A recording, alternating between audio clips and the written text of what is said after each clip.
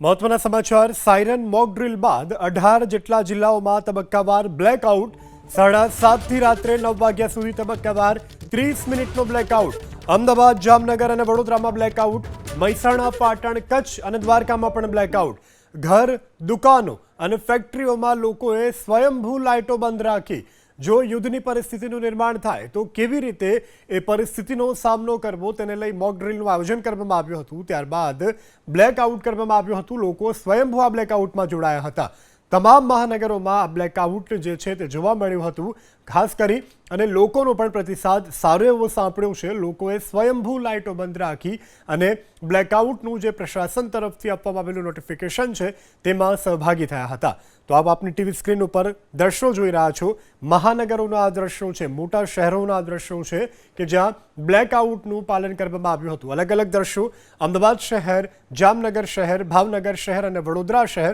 આ ચાર શહેરોના દ્રશ્યો અમે આપને બતાવી રહ્યા છીએ કે જ્યાં બ્લેકઆઉટ જે છે તેનું પાલન કરવામાં આવ્યું હતું તો બ્લેકઆઉટમાં લોકોએ પણ પ્રતિસાદ કર્યો હતો ત્યારબાદ આગળ રાજપીપળા નવસારી ભરૂચ અને તાપીના પણ અમે દ્રશ્યો આપને બતાવી રહ્યા છીએ લોકો તરફથી પણ સારો પ્રતિસાદ મળ્યો છે લોકોએ સ્વયંભૂ પોતાના ઘર ઓફિસ અને લાઇટોની બિલ્ડિંગ બંધ રાખી હતી તો આ તરફ કચ્છ મહેસાણા અને પાટણમાં પણ સ્વયંભૂ રીતે લોકો બ્લેકઆઉટમાં જોડાયા હતા લોકોએ પોતાના ઘર ઓફિસ ગલી મોહલ્લા સોસાયટીની લાઇટો બંધ રાખી હતી અને બ્લેકઆઉટનું પાલન કર્યું હતું તો આ રાજ્યમાં જ્યાં પણ મોક ડ્રીલ થઈ અને ત્યારબાદ જે બ્લેકઆઉટ થયું તેના અલગ અલગ દ્રશ્યો આપની ટીવી સ્ક્રીન પર